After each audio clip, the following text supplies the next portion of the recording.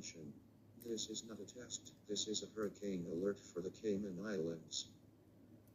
Hurricane Rafael has been detected and will hit the following islands: Little Cayman, Cayman Brac and Grand Cayman.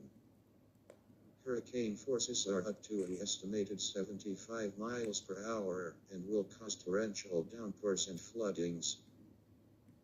Tourists has to take action and has to be expected to evacuate the country immediately. Hurricane reports are in progress.